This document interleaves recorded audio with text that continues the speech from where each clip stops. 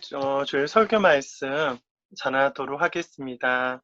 오늘 설교 제목은요, 우리의 정원을 관리하기도 정해 보았습니다. 그렇게 아주 넓은 정원을 돌보는 건 아니지만은 집에서 화분을 돌보고 있습니다. 안에 매장이 하나 갖다 놨는데 그게 금방 자라버리고 또 하나 갖다 놨는데 금방 자라버리고 감당이 안 되더라고요. 그래서 집에다 그때마다 갖다 놨더니 한 5개나 되는 화분을 돌보고 있습니다. 그걸 통해서 화분을 돌보아야 된다는 것을 배우고 있습니다. 그냥 두면 안 되더라고요. 때마다 물을 줘야 되고 1년 정도 되면 또 갈아줘야 되고 그 과정을 통해서 우리의 마음도 우리의 열매도 그렇게 관리해야 되는구나 그것을 깨달았습니다. 그래서 우리의 정원을 관리하기라는 제목으로 설교 제목을 정해 보았습니다. 오늘 설교 본 말씀은 요한복음 15장 16절의 말씀으로 정해 보았습니다. 제가 읽어 드리도록 할게요.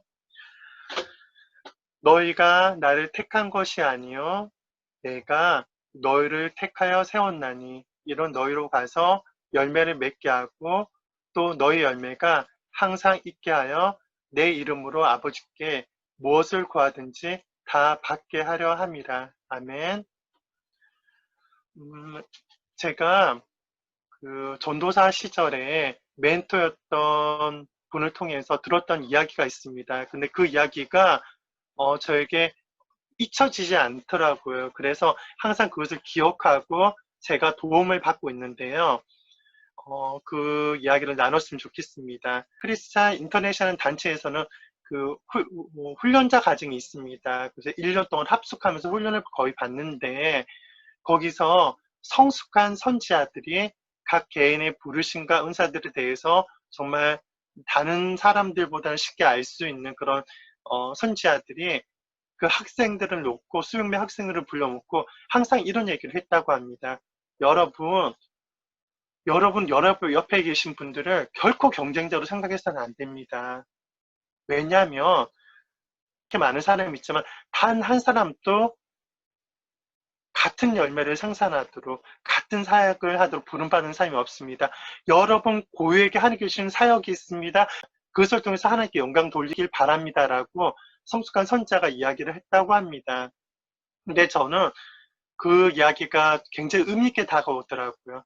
왜냐하면 한국 교회는 은연중에 교회끼리도 경쟁하는 구조가 있습니다. 성도들끼리도 장로들끼리도 뭔가 경쟁하는 그런 잘못된 하나님께 속하지 않은 그런 문화가 있습니다. 그걸 통해서 그렇구나. 어떤 육적으로 보기에 사람들이 보기에 좋은 일 추구하는 것이 아니라 하나님께서 나에게 원하는 일이 각자 한 사람마다 따로 있고 그것을 통해서 하나님께 영광 돌려야 되는 것이구나. 우리가 결코 다른 사람을 질투할 필요가 없구나. 그것을 통해서 그 이야기를 통해서 제가 묵상하고 생각한 적이 있습니다. 또 다른 이야기를 들었으면 좋겠습니다. 어떤 한 사람에 대해서 판단하고자 하는 건 절대 아니고요.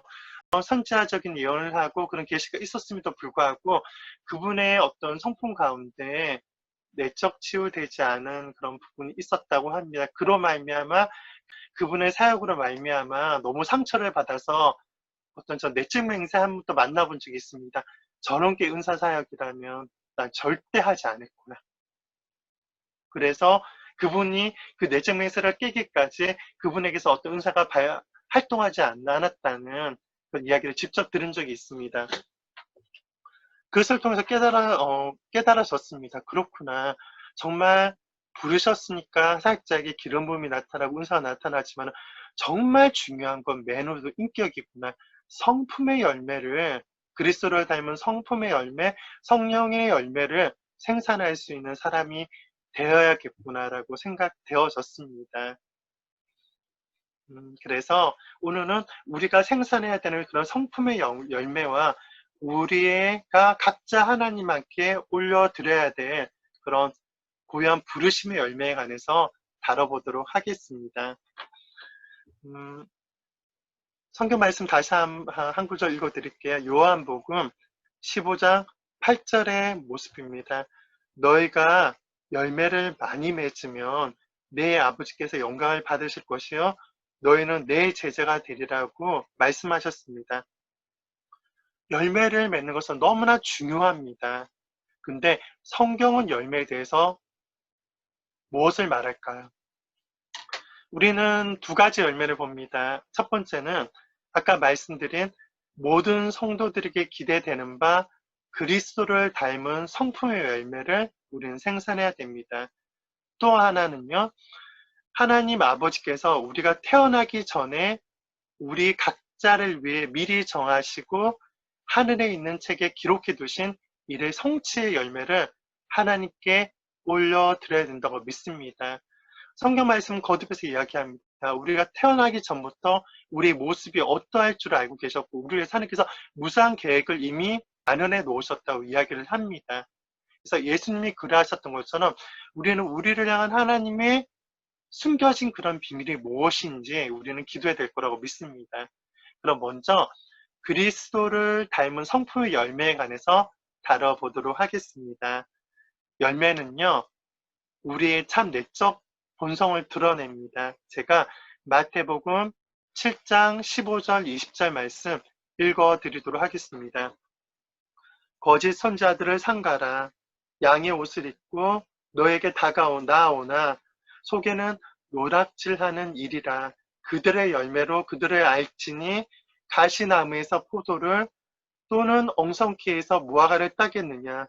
이와 같이 좋은 나무마다 아름다운 열매를 맺고 못된 나무가 나쁜 열매를 맺나니 좋은 나무가 나쁜 열매를 맺을 수 없고 못된 나무가 아름다운 열매를 맺을 수 없느니라.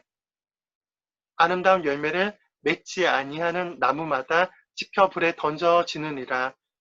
이러므로 그들의 열매로 그들을 알리라. 잭 포로스트라는 분이 이렇게 이야기를 했다고 합니다. 열매를 맺는다면 당신에게 뿌리가 있다. 좋은 열매를 맺는다면 좋은 뿌리가 있고 나쁜 열매를 맺는다면 나쁜 뿌리가 있는 것에 대해서 우리는 너무나 잘 알고 있습니다. 사실 매식적으로 우리가 경건한 척, 우리가 절제가 많은 척 그렇게 흉내낼 수는 있습니다. 근데 결국은요, 감추인 것마다 드러나지 않는 것이 없다고 말씀하신 것처럼 결국은 그것들이 드러나더라고요. 저는 사역의 현장에서는 정말 친절하고 부드럽고 그런 분이었는데 막상 가족에게는 아내에게는 말할 수 없는 그런 상처를 주는 분들에 대해서 얘기를 들은 적이 있습니다. 그것처럼 결국은 다른 사람은 다 속여도 결국은 가족에게서 결국은 많은 사람 앞에서 하나님께서는 결국은 그 성품의 열매를 드러내시더라고요. 계속 말씀드리면요. 열매는 어떠한 사람이 성령을 따라 걷는지 육을 따라 걷는지 보여줍니다. 사실 그 사람의 삶의 열매를 살펴보면 이 사람이 성령의 사람인지 육적인 사람인지 우리는 알 수가 있습니다. 갈라디아서 5장 16절에서 24절의 말씀 읽어드리도록 하겠습니다. 내가 이르노니 너희는 성령을 따라 행하라. 그리하면 육체의 욕심을 이루지 아니하리라. 육체의 소욕은 성령을 거스리고 성령은 육체를 거스르나니 이 둘이 서로 대적하므로 너희가 원하는 것을 하지 못하게 하려 함이라. 너희가 만일 성령이 인도하시는 바가 되면 율법 아래 있지 아니하니라. 육체에는 분명하니 곧 음행과 더러운 것과 호색과 우상 숭배와 주술과 원수 맺는 것과 분쟁과 시기와 분쟁과 당 짓는 것과 분열함과 이단과 투기와 술 취함과 방탕함과 또 그와 같은 것들이니라. 또 전에 너에게 경계한 것 같이 경계하노니 이런 일을 하는 자들은 하나님의 나를 유혹을 받지 못할 것이요 오직 성령의 열매는 참 제가 좋아하는 말씀입니다. 사랑과 희락과 합동과 오래 참음과 자비와 양성과 충성과 온유와 절제니 이 같은 것을 금지할 법이 없느니라. 그리스도 예수의 사람들은 육체와 함께 그 정욕과 탐심을 십자가에 못 박았느니라. 그렇습니다. 명백하게 한 개인의 삶을 보면 한 개인이 자기의 마음의 정원을 살펴보면 그 나타나는 열매를 통해서 내가 지금 성령의 길을 걷고 있는가, 육의 길을 걷고 있는가, 내가 육적인 열매를 생산하고 있는가, 아니면 성령의 열매를 생산하고 있는가, 자기의 마음의 정원을 살펴보므로 우리는 그것을 분별할 수가 있습니다. 또 그 열매를 보고 우리는 다른 사람들을 판단이 아니라 분별할 수 있는 것에 대해서 또한 이야기하고 있습니다. 그러면 열매의 양은 어떻게 될까요? 같은 나무를 키워도, 같은 농산물을 지어도, 같은 씨앗을 뿌려도 열매는 다 다르다고 하더라고요. 마찬가지로 우리가 어떤 태도를 가지고 이 세상을 살아가는지, 신앙생활을 하느냐에 따라서 우리가 맺을 수 있는 그런 열매의 양도 많이 달라질 것 같습니다. 마태복음 4장, 마가복음 4장 1절에서 9절 말씀 이렇게 이야기하더라고요. 예수께서 다시 바닷가에서 가르치시니 큰 무리가 모여들거늘 예수께서 바다에 떠있는 배에 올라 앉으시고 온 무리는 바닷가 육지에 있더라. 이에 예수께서 여러 가지를 비유로 가르치시니 그 가르치시는 중에 그들에게 이르시되 들으라. 씨를 뿌리는 자의 비유입니다.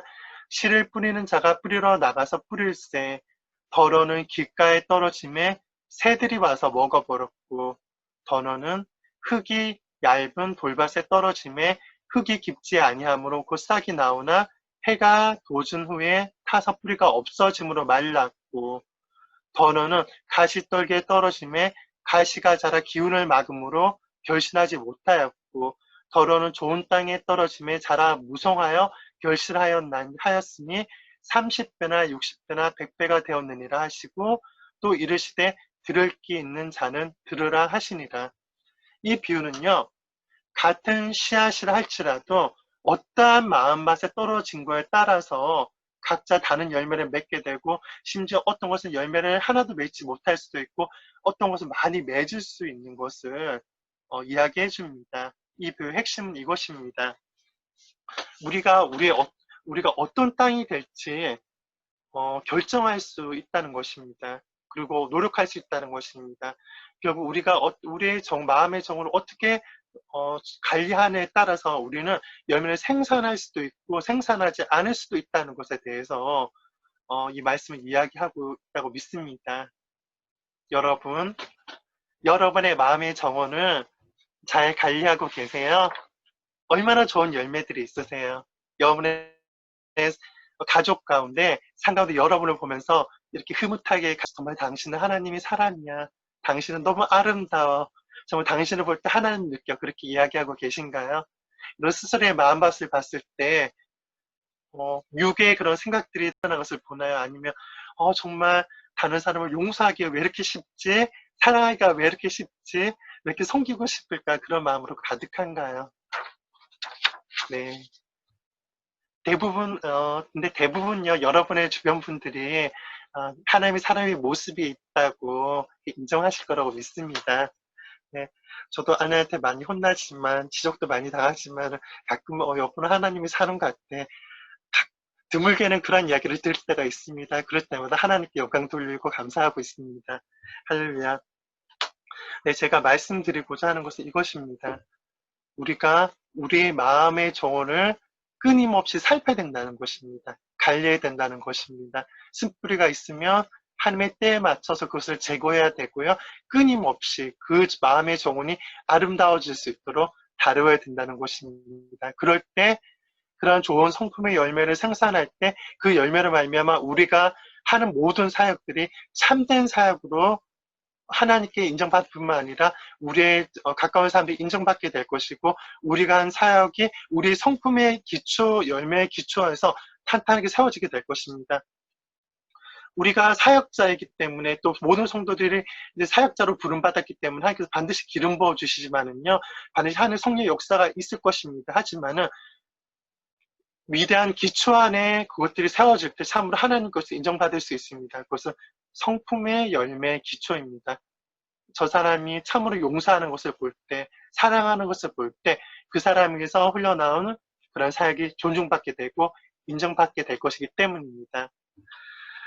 그러면 우리는 언제 열매를 맺고 어떤 열매를 맺게 될까요? 저는 시편 1장의 말씀을 읽어드렸으면 좋겠습니다. 복 있는 사람은 악인들의 길을 따르지 아니하며 죄인들의 길에 서지 아니하며 오만한 자들의 자리에 앉지 아니하고 오직 여호와의 율법을 즐거워하며 그의 율법을 주야로 묵상하는도다. 그런 시냇가에 심은 나무가 철을 따라 열매를 맺으며 그 잎사귀가 마르지 아니함 같으니 그가 하는 모든 일이 다 형통하리로다. 아멘. 철을 따라 열매를 맺게 된다고 말씀을 이야기하고 있습니다. 우리는 성경에서 몇 가지 예를 봅니다. 예수님의 사역을 보더라도 예수님께서 공생애 전에 아무에게도 알려지지 않고 계셨습니다. 그러나 공생애를 위해서 정말 30년을 준비하셨고 그 후에 몇 년의 공생애를 사시고 십자가에 못 박히시고 우리 위해서 죽으시고 죽으셨다가 부활하시고 승천하셨습니다. 그리고 에스더의 삶도 살펴볼 수 있습니다. 에스더는 그냥 묵묵하게 그냥 살다가 어느 순간 여왕으로 발탁되어져 그런 발탁된 것밖에 없습니다. 하지만 단 한순간에 정말 망 앞에 죽으면 죽으려 나아감으로 자기의 민족을 구원한 일을 하였습니다. 그 한순간을 위해서 에스더는 준비되어졌고 그 한순간을 위해서 그 성품이 준비되어졌고 그 한순간을 위해서 그 열매가 성품의 열매가 작동함으로 말미암아 죽으면 죽으리라 나아감으로 말미암아 자기 민족을 구할 수가 있었습니다. 그리고 다윗도 그러했습니다. 정말 아무도 알아주지 않은 목동의 산 가운데도 신실하게 양들을 돌보는 일을 했었고 심지어 양을 노리는 그런 산짐승들 심지어 곰하고도 싸웠다고 합니다. 어떻게 곰하고 싸웠지? 이게 이야기가 되나? 새끼 곰이었나? 이렇게 곰곰이 생각해보긴 하지만은 그러나 여기서 발견할 수 있는 건 자기에게 맡은 책임을 성실하게 감당하는 정말 죽기까지 늑대들과 곰하고도 싸웠던 그 성실함과 책임감의 열매를 다윗이 맺었기 때문에 결국은 이스라엘 민족의 왕이 될 수 있었구나. 그것에 대해서 깨닫거든요. 그렇처럼 우리는 정말 중요한 우리가 일상 가운데 계속적으로 열매를 맺어야 되는 과정이 있습니다. 우리가 유명할 때나 무명할 때나 큰 일을 하고 있거나 작은 일을 하고 있거나 결정적일 때나 결정적이 아닐 때나 우리가 계속 어떤 열매를 꾸준히 만들어 간다면 결정적일 때 중요한 성품의 열매를 통해서 하나님께 맡겨줄 수 있는 일을 할 수 있는 것에 대해서 이야기하고 있습니다. 할렐루야. 저는 그 열매가 참으로 묵상하면 묵상할수록 너무나 중요하다는 생각이 듭니다. 그런데 우리 잊지 말아야 될 것이 하나 있는 것 같아요. 저 사람 가운데 열매가 있느냐, 열매가 없느냐 궁적으로 판단하실 분이 누구시죠? 그분은 하나님이시다는 것입니다. 본인이 생각하기에 나는 열매를 많이 가지고 있어. 성품의 열매, 사역의 열매가 많아. 그리고 주변 사람들과 심지어 교회에서 보기에도 저 사람은 정말 열매가 많아. 성품의 열매가 많아. 사역의 열매가 많아.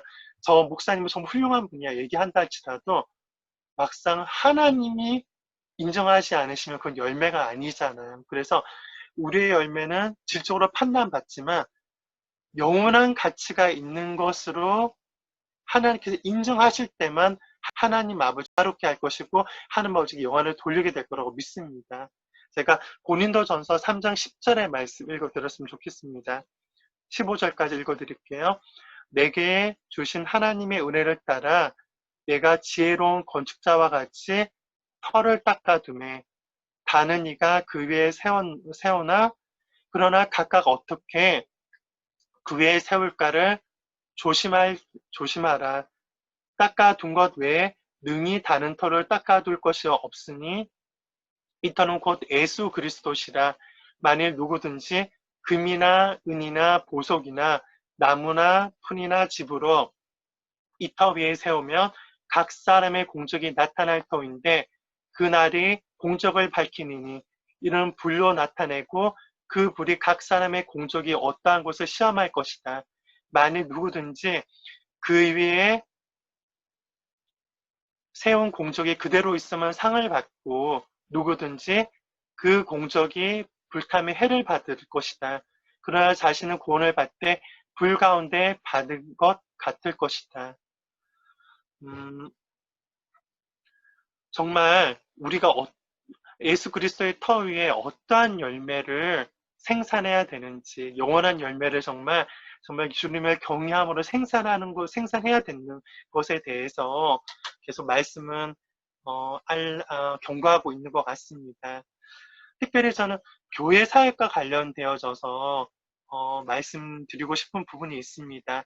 마태복음 6장 5절에 보면 하나님께서는 종교적인 미선자를 책망하셨습니다. 유대인들의 정통이 그렇거든요. 막 고개를 흔들면서 도자기 천을 뒤집어 쓰면서 사람들이 주변 사람들이 저 사람은 기도하고 있어. 경건한 사람이라 일컬음을 받을 거라는 이야기를 들을 수 있는 그런 매식적인 행동을 하였습니다. 거기에서 대해서 예수님이 책망하셨습니다. 물론 사람들은 감동을 받았을지도 모르겠습니다. 하지만은 그들의 기도는 천국에 가치 없는 것이었고요. 하나님께서 인정하지 않으신다고 말씀하셨습니다. 은밀한 가운데 하늘의 아버지께 기도하는 자들은 하나님 아버지 직접 상을 받는다고 말씀하셨습니다. 마찬가지로 우리는 정말 우리 사역을 하더라도 하나님 일을 한다 하더라도 우리가 어떤 봉사 성경을 한다 하더라도 정말 내가 하나님을 의식하고 그런 일을 하고 있는지 항상 염두에 둬야 된다고 믿습니다. 저는 이성대 목사님께서 부산에서 사역을 하셨을 때 한 훌륭하신 사역자분에게 말씀하셨던 것이 있지 않습니다. 물론 그분은 굉장히 훌륭하신 분인데 전통적인 패러다임을 가진 분이라서 부족한 분이 있었던 거예요. 그분은 훌륭한 분이십니다. 찬양을 인도하시는데, 그러니까 하나님께 올려드리는 찬양이 아니라 사람들이 신나게 하고 흥얼거리게 하고 웃게 만드는 찬양을 막 하시는 거예요. 그래서 이성래 목사님이 점잖게 지적을 하셨습니다.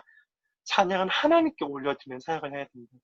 사람을 즐겁게 하는 찬양을 해서는 안 된다고. 이렇게, 근데 그분이 또 훌륭하신 분이라 그것을 받아들이시더라고요. 내 목사님이라고 했던 것으로 기억합니다. 그것처럼 참으로 우리가 코남대와 하나님 앞에서 하나님께서 정말 이것은 영원한 것이다 받아들이고 있는 하나님을 위한 것들을 어떤 언행과 어떤 사역이나 봉사나 일을 하고 있는지 우리가 항상 점검해야 될 거라고 믿습니다. 이미 너무 잘하고 계시는 거지만은 이것은 나침판을 여러분에게 다시금 드린 것과 같습니다. 너무 잘하고 있지만 내가 이렇게 좌로 치우쳤나 우로 치우쳤나 내 성품의 열매는 어떤 지금 상태인가 그렇게 분별할 수 있는 도움을 드리기 위해서 이 말씀을 드린 것이라고 다시금 말씀드립니다. 항상 여러분의 마음의 정원에 있는 그런 열매가 어떠한지, 여러분과 어떤 생각이 있고 있는지, 여러분 가운데 어떤 열매를 통해서 가족들 영향을 받고 있는지 항상 점검하시고, 그리고 영원한 열매만 하나님께서 받으신다는 것에 대해서 항상 생각하고 우리가 항상 그것을 염두에 두고 살았으면 좋겠습니다.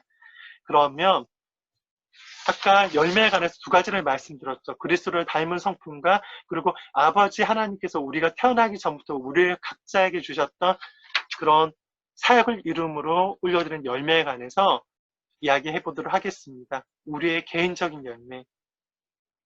모든 믿는 자들 가운데 고유의 부르심이 있다고 말씀드렸습니다. 그러면 말씀 하나 살펴보도록 할게요. 골로새서 1장 9절에서 14절까지의 말씀입니다.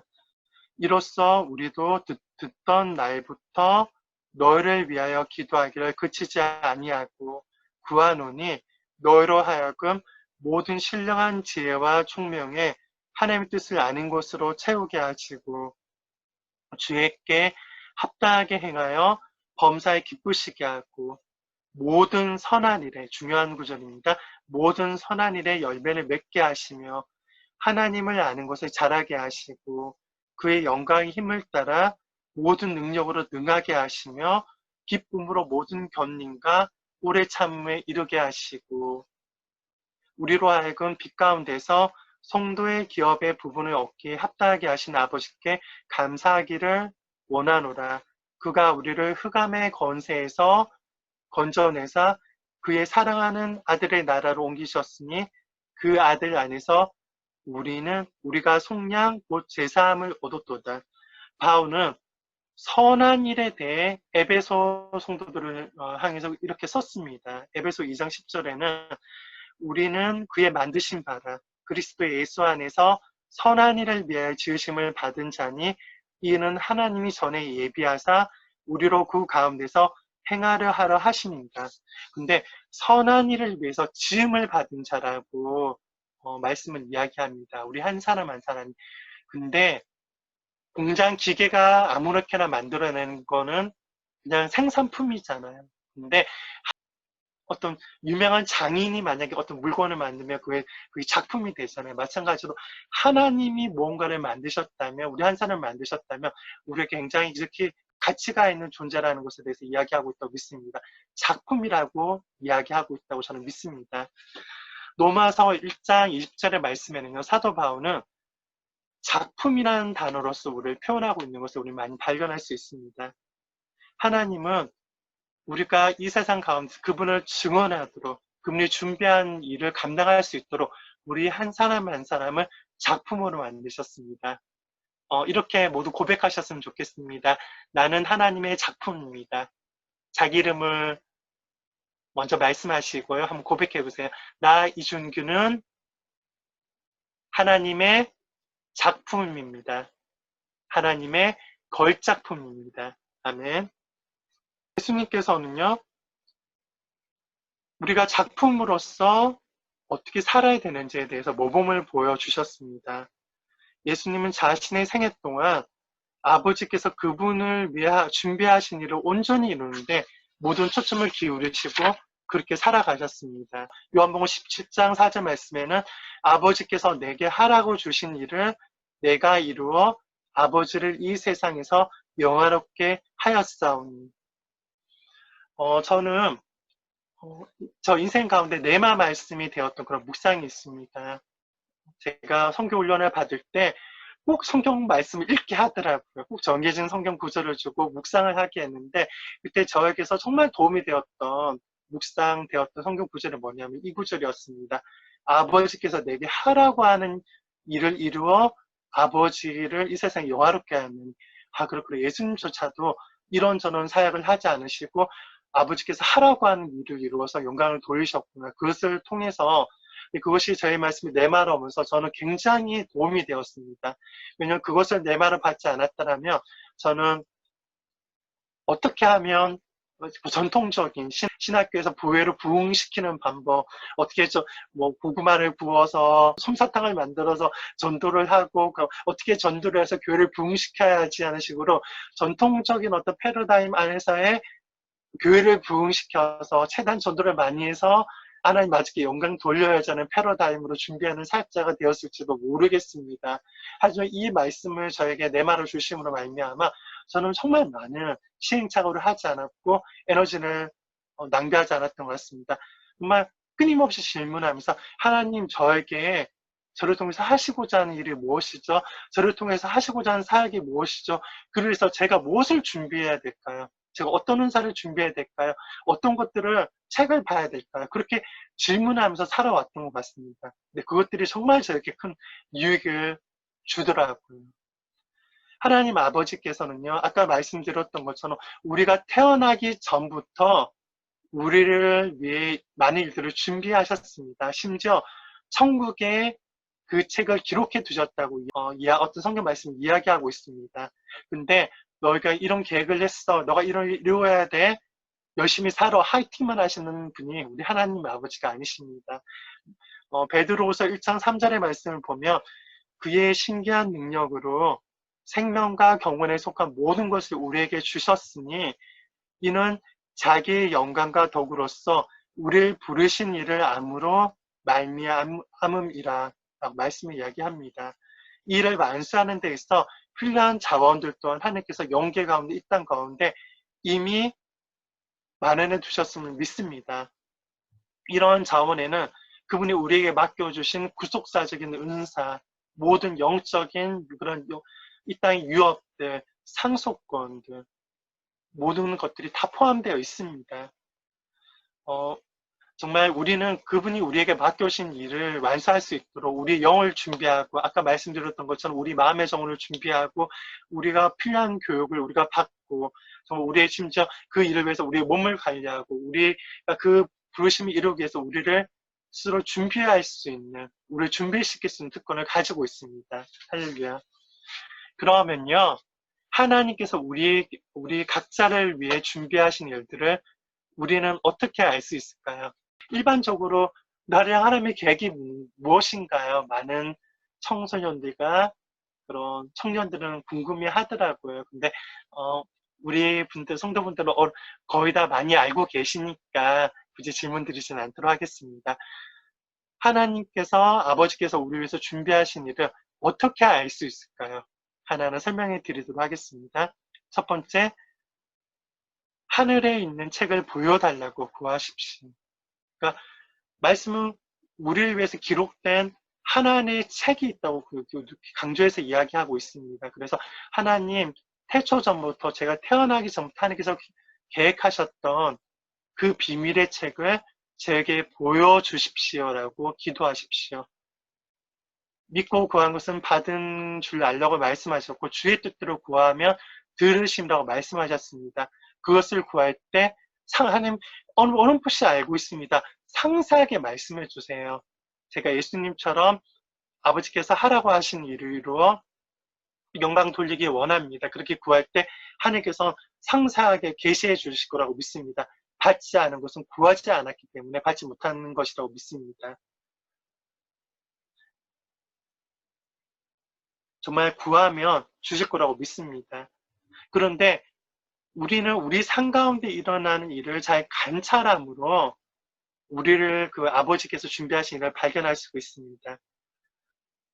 당신에게 열정을 일으키는 어떤 일이라든지 어떤 문제를 보았을 때 어떤 영역에 문제 있는 사람을 보았을 때 나도 모르게 막 불같이 일어나는 것이 있다면 그것이 하나님께서 여러분을 위해 예배하신 일일 수도 있습니다.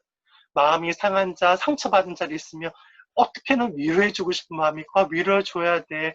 저 사람 가운데 어떤 스크류가 있는 것이 아닐까. 저 사람 가운데 어떻게 내가 도와주면 저 사람이 정말 평안을 찾고 예수님을 닮은 삶으로 살아갈 수 있을까. 불붙는 마음의 욕구가 일어나는 분이 있다면 엘리야우스에 부름받는 분일 수가 많습니다. 할렐루야. 그리고 귀신에 시달리는 자가 있으면 보통 귀신에 시달리는 자가 있으면 솔직히 무섭잖아요.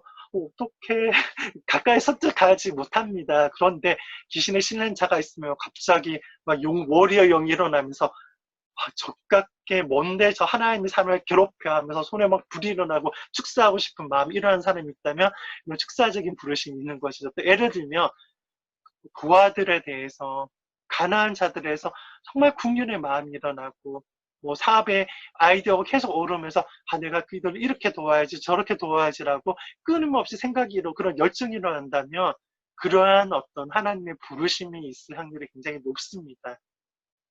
각자 생각해 보셨으면 좋겠습니다. 내가 어떠한 일에 있어서 열정이 일어나고 어떤 문제 있는 사람을 받았을 때 손을 내밀기 원하는지 살펴보았으면 좋겠습니다.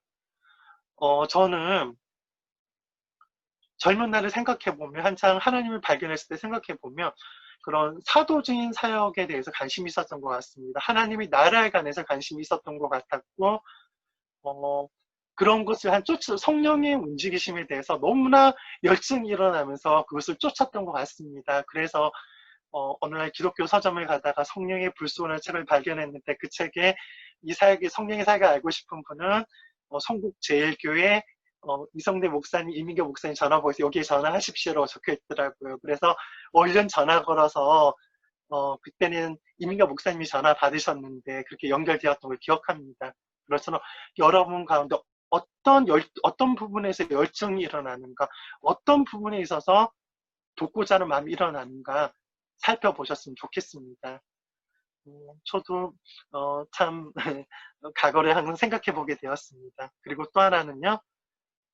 주님의 은혜의 은총이 흘러가는 활동들. 여러분이 어떤 영역에서 기도만 하면 응답이 남보다 더 잘 되어지고 예언을 하면 다른 사람들은 예언을 하면 그냥 했던 얘기 또 하는 것 같은데 내가 뭔가 예언을 하면 뭔가 그 사람과 눈물을 흘리고 있고 그 사람 삶에 변화를 주는 일이 있고 또 내가 말씀을 잘 준비해서 나누기만 하면 사람들이 고개를 끄덕이면서 정말 도움되었다고 좀 당신에게 교사의 기름 부음이 있다고 이야기하는 그런 당신의 그 활동들이 있는가 드러나는 은사들이 있는가 그것을 곰곰이 살펴보면 하나님께서 준비하신 일을 발견할 수 있습니다.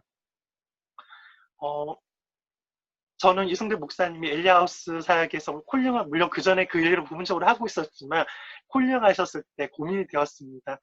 상담을 해야 되는데 내가 이거 잘할 수 있을까?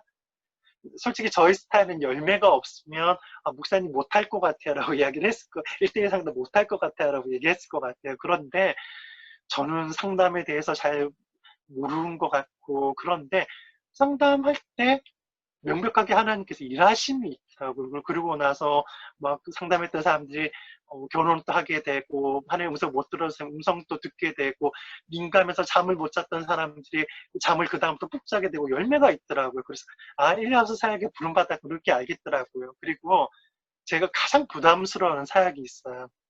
그 사역이 뭐냐면 예언 사역입니다. 어, 항상 하기 전에 부담이 있어요. 왜냐하면 내 생각을 이야기하면 어떡하지? 남한테 틀렸다면 어떡하지? 부담감이 있는데, 문제는 뭐냐면 할 때마다 열매가 있어요. 은혜가 있고 바로 리뷰가 항상 있어요. 그래서 내가 그렇구나. 내가 하나님께서 부르셨기 때문에 열매가 있구나. 돼서 깨닫고 그 일을 하고 있는 것이 예언사역을 하고 있거든요. 그러니까 내가 열매가 있는 어떤 은총이 나타나는 그 사역이 있다면 그것이 하나님의 부르심이 있는 것입니다. 항상 그것을 기억하셨으면 좋겠습니다. 그리고 또 하나는 방법이 무엇이냐면요. 하나님께서 나로 하여금 어떤 기술을 연습하게 하는가. 나로 하여금 특정한 어떤 일에 대해서 계속 배울 수 있는 기회를 주시는가. 그것을 통해서 우리는 하나님께서 예비하신 길을 발견하는 방법이 있습니다.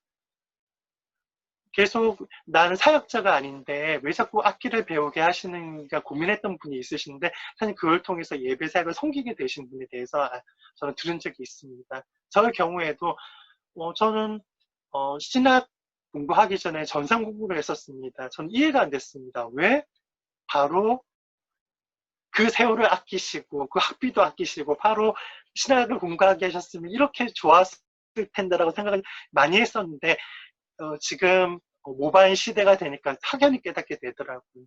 이렇게 전산했던 경험들이 통해서 결국은 어떤 도쿄일 때도 인터넷 사역을 인터넷을 하니까 인터넷 공부를 정말 잘할 수가 있었고, 뭐 카페 사역을 통해서 많은 그런 하나님의 사역을 홍보할 수 있었고, 결국은 또 유튜브라든지 그런 사역을 누구보다도 거부감 없이 선조도 사용할 수 있는 이유가 사실은 전산 공부를 했기 때문에 그 바탕이 되어서 가능한 것이었거든요.